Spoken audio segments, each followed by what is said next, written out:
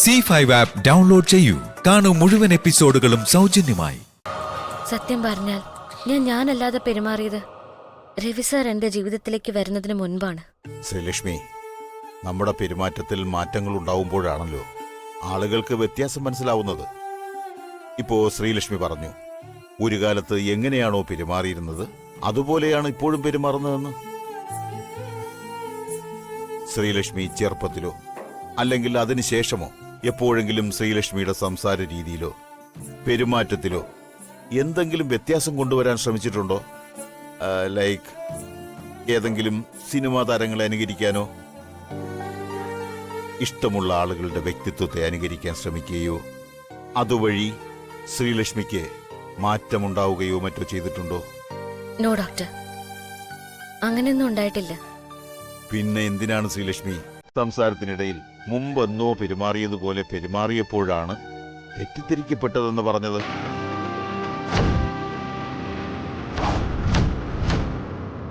ഞാൻ അങ്ങനെയൊന്നും പറഞ്ഞില്ലല്ലോ. ഞാൻ പറഞ്ഞത് ഞാൻ ആരെയും അനുകരിക്കാൻ ശ്രമിച്ചെന്നല്ല. ഞാൻ എപ്പോഴും ഞാൻ തന്നെയാണ്. ഞാനായി തന്നെയാണ് ഞാൻ പെരുമാറുന്നത്. ഇപ്പോ സംസാരിക്കുന്നത് അതുപോലെ തന്നെയാണ്. Okay, I agree. അങ്ങനെയാണെങ്കിൽ എനിക്കൊരു സംശയമുണ്ട്. എന്തുകൊണ്ടായിരിക്കാം രവി സാറിന് ശ്രീലക്ഷ്മിയുടെ പെരുമാറ്റങ്ങൾ മരണപ്പെട്ടു പോയ അദ്ദേഹത്തിന്റെ മുൻ ഭാര്യ രാജനന്ദിനിയുടെ സ്വഭാവവുമായി സാദൃശ്യം തോന്നിയത്? അതിന് കാരണം ഞാൻ തന്നെയാണ്. ആ കാരണമാണ് എനിക്കറിയേണ്ടത്. എന്താണ് ആ കാരണം? പറയൂ ശ്രീലക്ഷ്മി. ഞാൻ പറഞ്ഞല്ലോ, ഞാൻ വേറെ ആരെയും പോലെ അല്ല, ഞാനായി തന്നെയാണ് ബിഹേവ് ചെയ്യുന്നത്. അങ്ങനെയല്ലല്ലോ ശ്രീലക്ഷ്മി എന്നോട് പറഞ്ഞത്. അത് ഡോക്ടറിന് തോന്നിയതാ, വേറൊന്നും ഞാൻ ഉദ്ദേശിച്ചിട്ടില്ല. ഉദ്ദേശിക്കുകയും ചെയ്തു, എന്നോടങ്ങനെ പറയുകയും ചെയ്തു. ഇല്ല, ഞാൻ പറഞ്ഞില്ല. പറഞ്ഞു. ശ്രീലക്ഷ്മി ആ പറഞ്ഞത് തന്നെയാണ് എല്ലാവരും പറയുന്നത്. അവർക്കാർക്കും ഞാൻ ആരാണെന്ന് അറിയാത്തതുകൊണ്ട് അങ്ങനെ പറയുന്നേ. ശ്രീലക്ഷ്മി ആരാണെന്ന് സ്വന്തം ഭർത്താവിന് അറിയില്ലേ? എന്റെ ഭർത്താവിനെന്നല്ല, ആർക്കും അറിയില്ല. You are kidding Sreelakshmi. Sreelakshmi ആരാണെന്നറിയാതെ രവി സാർ താങ്കളെ വിവാഹം ചെയ്യുമോ? അവരുടെ ഫാമിലിയിൽ എല്ലാവരോടും ഒത്ത് ഒരുമിച്ച് കഴിയാൻ പറ്റുമോ? ഞാൻ ആരാണെന്ന് എനിക്ക് മാത്രമേ അറിയൂ.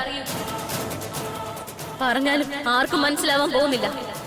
അത് തന്നെയാണ് ഞാൻ പറഞ്ഞു വരുന്നത്.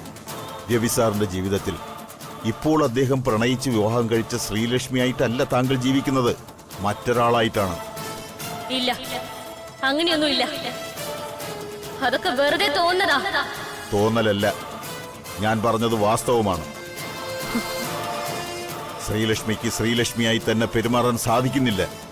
പകരം മറ്റൊരാളെപ്പോലെയാകാൻ ശ്രമിക്കുന്നു. ആര് പറഞ്ഞു? ഞാൻ പറയുന്നു. ഞാനായി തന്നെയാ പെരുമാറുന്നത്. അല്ല. അതെ അതെ അതെ.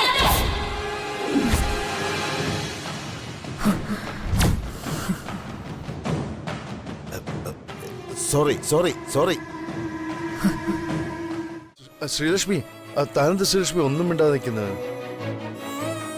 എന്തിനാ താൻ ഇനി എല്ലാം അച്ഛനോടും അമ്മയോടും മറച്ചു വെക്കുന്നത്? തുറന്ന് പറയൂ.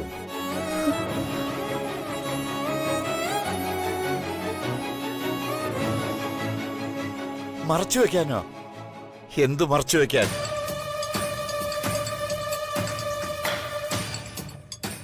എന്താ മോളെ, എന്താ നിനക്ക് ഞങ്ങളിൽ നിന്ന് മറച്ചു വെക്കാൻ മാത്രമുള്ളത്? അച്ഛാ, അത് സാറ് എന്നെ കൊണ്ട് വന്നത്. പിന്നെ ഞാൻ പറയും ശ്രീലക്ഷ്മിയുടെ അച്ഛ, ഓഫീസിൽ ഒരു സ്റ്റാഫ് ശ്രീലക്ഷ്മിയുടെ ക്ലോസ് ഫ്രണ്ടാണ്. ആ കുട്ടിക്ക് ഈയിടെയായിട്ട് വർക്ക് പ്രഷർ ഒന്നും താങ്ങാനാവാതെ വല്ലാത്ത ഡിപ്രഷൻ. ആ കുട്ടിയോട് ആശുപത്രിയിലോട്ട് പോകാമെന്ന് ശ്രീലക്ഷ്മി പറഞ്ഞു നോക്കി, പക്ഷെ കൂട്ടാക്കിയില്ല. അതുകൊണ്ട് ആ കുട്ടിയുടെ പ്രശ്നങ്ങൾ ഡോക്ടറോട് നേരിട്ട് പറയാനാണ് ശ്രീലക്ഷ്മി എന്നെയും കൂട്ടി ഇവിടേക്ക് വന്നത്, അല്ലേ?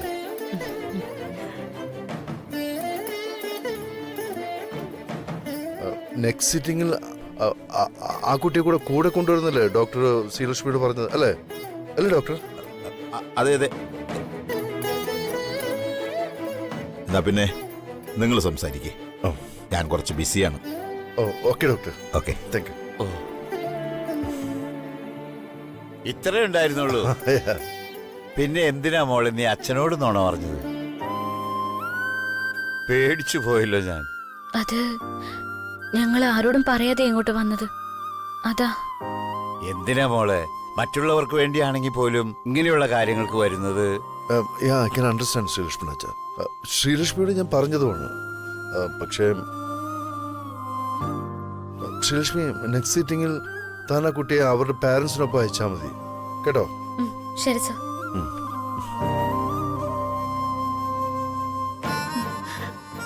മോളെ, എത്ര നാളായി നിന്നെ കണ്ടിട്ട്.